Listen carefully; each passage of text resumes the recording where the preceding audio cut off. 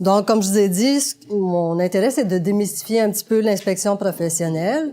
Un comité d'inspection professionnelle doit être institué au sein de chaque ordre professionnel. Ça, c'est dès la création d'un ordre professionnel. Les membres du CA doivent adopter un règlement sur le comité d'inspection professionnelle parce qu'il faut qu'on parte avec ça dès le départ. Donc, notre Bible, en fait, pas seulement qu'en inspection professionnelle, mais au sein du système professionnel, c'est le Code des professions. C'est un petit peu tout ce qui va réguler les ordres professionnels. Donc, à l'ordre des acupuncteurs, le comité d'inspection doit être formé d'un minimum de 3 personnes. Évidemment, les membres du comité d'inspection professionnelle doivent être membres de l'ordre au départ, parce que c'est l'évaluation des pairs par les pairs. Hein. C'est ça le système québécois.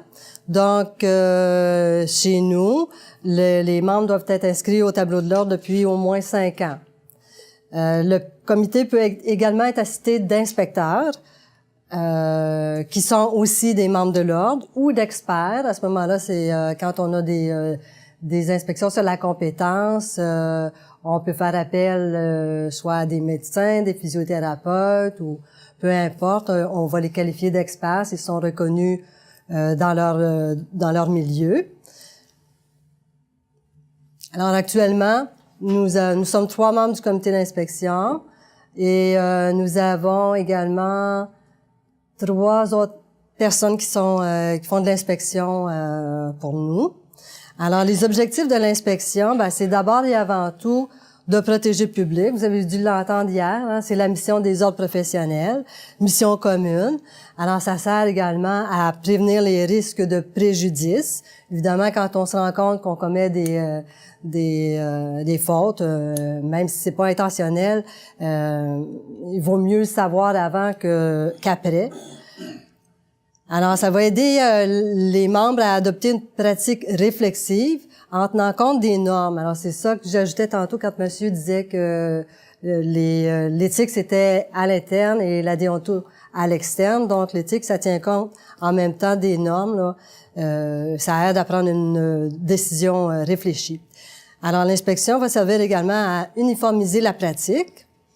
Et on est là aussi pour répondre aux besoins des membres. Alors, quand vous avez des questions qui touchent la pratique professionnelle, peu importe le sujet ou la tenue de dossier, n'hésitez pas à nous contacter avant de procéder, là. Alors, les objectifs de l'inspection, encore, on parle de compétences et d'intégrité. Qu'un membre doit maintenir tout au long de sa vie professionnelle. Alors ça, on retrouve ça dans le Code de déontologie des acupuncteurs, à l'article 4.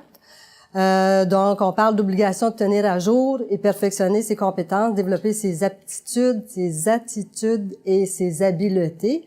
Donc, même avant qu'on ait la directive sur la formation continue obligatoire, nous avions déjà dans notre Code de déontologie cet article qui insistait en fait sur le fait qu'on doive développer et maintenir nos compétences professionnelles. Alors, c'était en quelque sorte déjà une obligation pour la formation continue. Alors, il y a 2 volets à l'inspection professionnelle. D'abord, la surveillance de l'exercice et l'inspection sur la compétence professionnelle. Alors, tout ça, c'est prévu aussi dans le Code des professions et dans le règlement sur le comité d'inspection professionnelle. Alors, le premier volet, c'est la surveillance de l'exercice.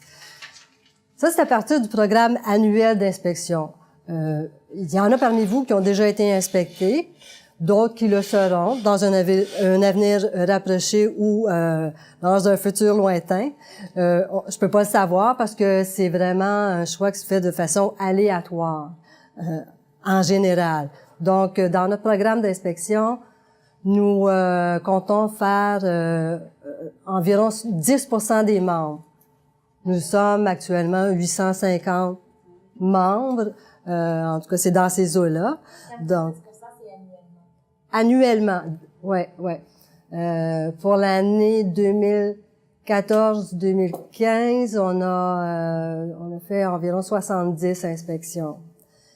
Donc, tout ça, c'est annoncé dans le point source qui va suivre, là, parce que notre programme annuel, évidemment, on le bâtit à partir du 1er avril de chaque année.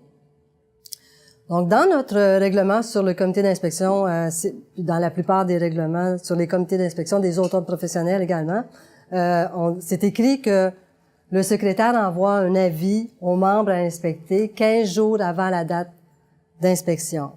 Alors ça sous-entend qu'on n'a pas à contacter les membres pour les aviser qu'on va procéder à une inspection. On pourrait tout simplement envoyer notre avis, puis vous seriez pris avec ça. Mais on a décidé de faire différemment. En fait, l'inspecteur qui est assigné au dossier va contacter les membres à inspecter au préalable pour convenir d'une date là, qui plaira aux deux, en fait. Donc, ça va se faire avant que l'avis soit envoyé. Pardon. Nous avons une nouvelle procédure depuis janvier. Nous avons décidé d'envoyer tous nos avis, nos recommandations, en fait, tous nos documents par voie électronique. Alors, c'est important que vous vous assuriez que votre adresse courriel est vraiment la bonne. Là, si jamais vous changez ou quoi que ce soit, allez sur votre profil sur le site de l'Ordre, puis assurez-vous que vous avez vraiment la bonne adresse. Bon, pour ce qui en est des lieux d'exercice, on parle de domicile professionnel. Alors ça, c'est le lieu qui est généralement où vous exercez généralement là la majorité de votre pratique. Donc, vous devez faire connaître tous les autres lieux où vous exercez, y compris le fait que vous offrez des services à l'extérieur de ces lieux. Si vous faites des visites à domicile, vous devez le mentionner. On vous demande pas de donner l'adresse de vos patients à domicile. C'est pas possible, là. Mais on a besoin de savoir si vous vous déplacez, si vous allez à l'extérieur, si vous faites des visites à domicile, parce qu'il y a des risques de préjudice qui sont présents, potentiellement présents, si vous vous déplacez. Donc, si jamais vous changez d'adresse, vous avez 30 jours pour en informer le secrétaire de l'Ordre. Alors ça, c'est vraiment très important. Alors, le comité d'inspection professionnelle doit constituer un dossier professionnel pour chaque membre qui l'inspecte. Alors ça, c'est aussi prévu dans le règlement.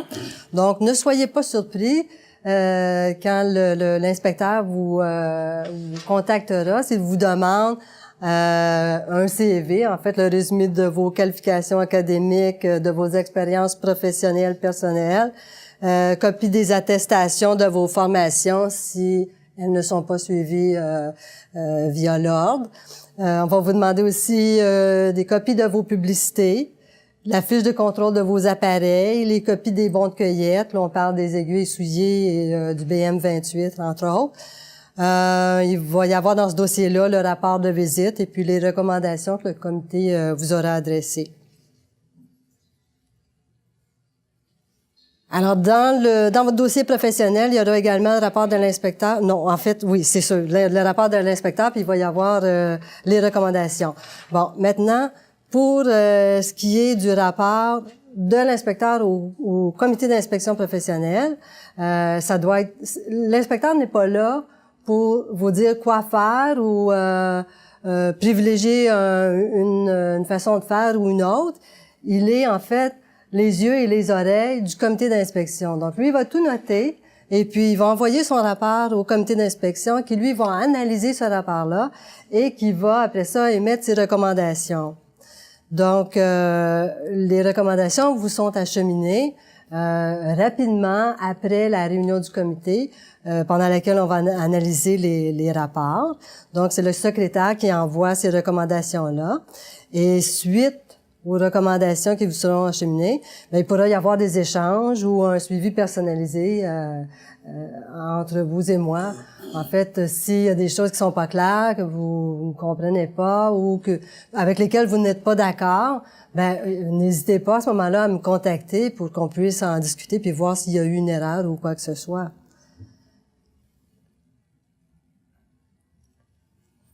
Il peut y avoir une deuxième visite aussi, on appelle ça une visite de contrôle. Si on s'est aperçu qu'il y avait des lacunes quand même assez sérieuses, il se peut qu'on vous recontacte dans un délai assez rapproché pour s'assurer en fait que vous avez vraiment compris les recommandations et que vous les avez apportées également dans votre pratique. Si toutefois une troisième visite était nécessaire, à ce moment-là, il y aurait des frais. Le CA de l'Ordre a adopté une résolution qui nous permet de charger 250 $ aux membres pour effectuer cette troisième visite-là. En ce qui a trait au non-respect des recommandations, le fait de ne pas observer les recommandations du comité d'inspection pourrait constituer en fait une faute déontologique relevant du syndic. Et vous avez sûrement entendu cette célèbre phrase hier à plusieurs reprises, tolérance zéro. Donc, nous, quand on vous envoie les recommandations, on vous demande également de nous retourner une lettre dans laquelle vous allez nous faire part des changements que vous avez apportés suite aux lacunes observées. Alors, on vous accorde toujours un délai d'environ 1 mois pour le faire. Et puis, pour chacune des recommandations, on vous demande à ce moment-là de nous écrire ce que vous avez fait. Évidemment, il se peut qu'on ait à retourner, même si c'est plus de 5 ans après. Nous, nos dossiers, on les conserve. Alors, si dans votre lettre, vous nous avez dit que vous aviez changé, par exemple, pour les aiguilles, que vous les disposez maintenant dans un contenant tout de suite après les avoir retirés et que quand on y retourne, on voit que vous ne l'avez pas fait, bien que vous nous l'ayez écrit. Ça se pourrait que ça aille un petit peu plus mal parce que nous, on va être obligés d'aviser le syndic de ces faits-là. Alors, évidemment, il y a des acupuncteurs qui ont déjà été reconnus coupables de ne pas avoir suivi les recommandations du comité d'inspection. Et le Code des professions prévoit à l'article 156 de quel ordre peuvent être les sanctions. Les amendes, ça part à 1 000 $, ça peut aller jusqu'à 12 500 par infraction. Il peut y avoir de la radiation, des réprimandes ou toute autre sanction là, que jugera le comité de discipline important d'appliquer. Alors, pour le suivi du rapport de surveillance, donc le comité d'inspection a le pouvoir de recommander au CA de l'Ordre, en fait, qu'il oblige un membre à compléter avec succès un cours ou un stage, ou les deux à la fois, ou toute autre obligation qui sera prise en vertu de l'article 90 du Code des professions dans un règlement. Après une inspection, on peut aussi informer le syndic lorsque nous avons des motifs de croire que le membre a commis des infractions aux dispositions légales. On peut aussi décider d'aller en inspection sur la compétence, là, selon ce que nous démontrera le rapport de l'inspecteur. Alors, vous savez que qu'entre le syndic et l'inspection professionnelle, toutefois, il n'y a pas d'échange, là. C'est pas un vase communicant. Je ne sais pas si Alain vous a parlé un petit peu de cet aspect-là. Alors, dans tous les ordres, c'est comme ça. Tout est confidentiel. Alors, nous avons chacun nos locaux, nous avons nos classeurs. Et pour la protection du public, c'est certain qu'il arrive qu'on ait à échanger des informations, mais c'est sur la base d'informations vraiment particulières. Alors, il n'y a pas de discussion de corridor ou autour de la machine à café sur les dossiers de nos membres. Nous ne savons pas qui est sous enquête et ils ne savent pas qui est inspecté non plus. Alors, l'inspection professionnelle, c'est vraiment une procédure qui est confidentielle. Donc, si le professionnel qui est inspecté n'en parle pas, il n'y a personne qui va le savoir. Sauf nous, bien entendu. Alors, si on en revient au fait que le comité informe le syndic lorsqu'il a des motifs de croire qu'un membre a commis une infraction aux dispositions légales, sachez que la poursuite pourra suivre cet article-là. En fait, c'est nul professionnel ne peut poser un acte dérogatoire à l'honneur ou à la dignité de sa profession ou à la discipline des membres de l'ordre. Alors, comme vous voyez, là, le libellé, c'est vraiment très, très large. Alors, le comité de discipline peut inclure le fait que le membre n'a pas respecté les recommandations dans cet article-là. Alors, je vous ai dit tantôt qu'on pouvait aussi décider d'aller en inspection sur la compétence des membres. Donc, ça, c'est, on peut le faire soit à la demande du conseil d'administration, le CA. On peut le faire de notre propre initiative. Donc, si, à la lumière d'un rapport, on voit qu'il y a vraiment des grosses lacunes sur un sujet particulier ou sur plusieurs, on peut décider d'aller faire une inspection sur la compétence d'un membre. Ou si on reçoit des informations qui proviennent du syndic, qui, à la suite d'une enquête, s'est aperçu qu'un membre avait démontré des lacunes. Donc, on peut aussi aller faire une inspection sur la compétence à la suite d'informations qui viennent d'un membre de l'ordre. Alors, si vous êtes témoin d'incompétence selon vous, vous devez nous aviser. On peut aussi aller faire une inspection sur la compétence si on a une information du public. Bien entendu, on part pas sans avoir quand même fait nos petites enquêtes, là. Il faut des motifs sérieux, puis il faut que tous les membres du comité soient d'accord pour procéder à cette inspection-là. Alors, une inspection sur la compétence, là, ça implique quand même beaucoup plus qu'une vérification de la pratique. On va rencontrer le membre dans un premier temps, on va tenir une audience également, et avec souvent un avocat ou quelqu'un qui va transcrire le verbatim. C'est vraiment une grosse procédure. Et il y a des frais pour l'acupuncteur qui sont associés à ça, évidemment.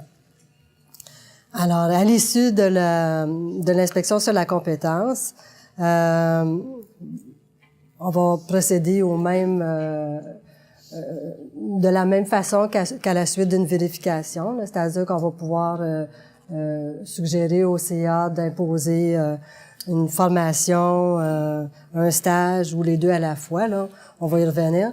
Juste un petit aparté concernant la compétence professionnelle. Donc, ça concerne des aspects de nature diverses comme les connaissances, on a parlé de ça tantôt, les habiletés, l'attitude, les capacités de gestion, d'analyse, les compétences éthiques ou déontologiques. Donc, ça englobe tout ça.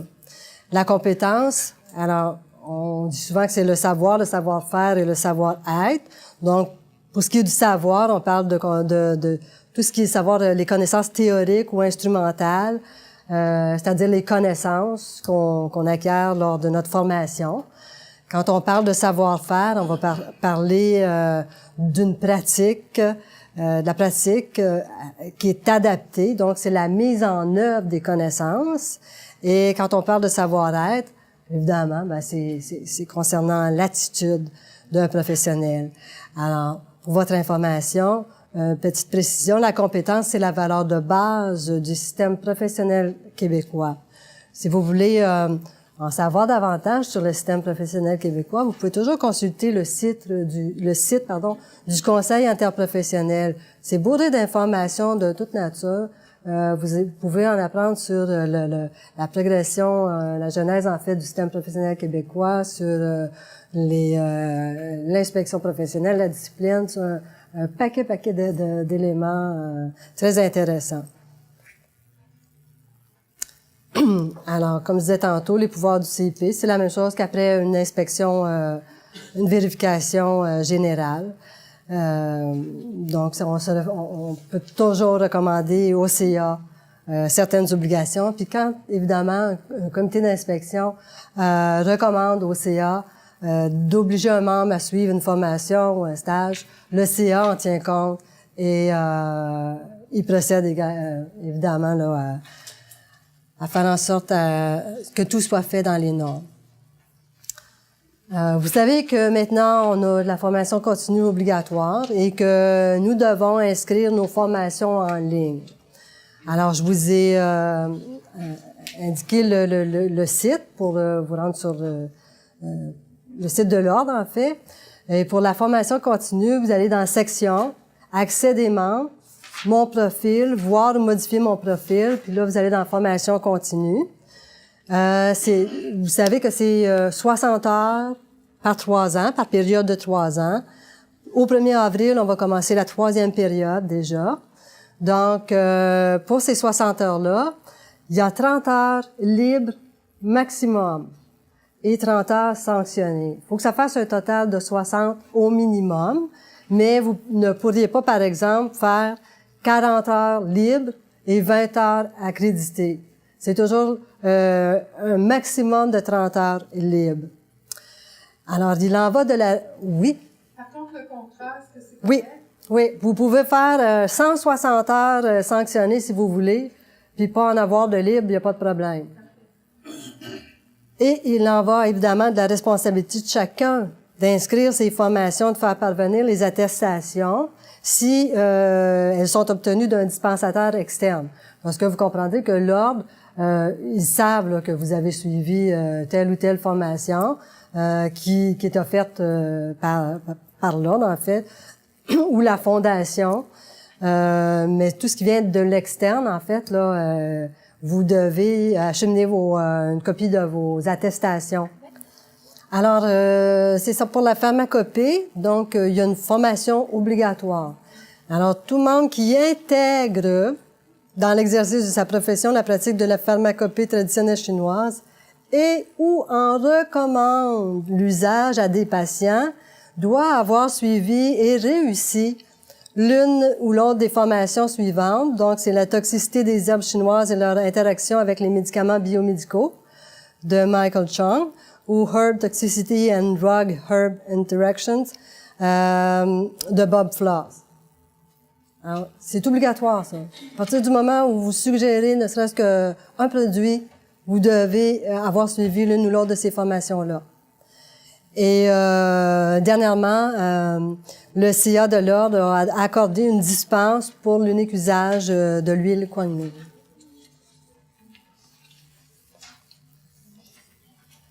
Pour le RCA, je ne sais pas si vous le savez tous, mais c'est une nouvelle formation obligatoire. Alors, l'acupuncteur doit suivre une formation en réanimation cardio-respiratoire de type soins immédiats en réanimation pour professionnels de la santé. Alors, c'est vraiment ce titre-là que ça doit porter. Et elle doit être renouvelée aux 2 ans. Alors, vous pouvez la suivre où vous voulez, en autant évidemment que ce soit un formateur, un organisme accrédité, tel la Croix-Rouge, là. Et pour vous inscrire, ben assurez-vous de demander la bonne formation, là. C'est pas celle qui est offerte pour les gens en général. Alors, cette politique-là, elle a été adoptée le 29 août 2014.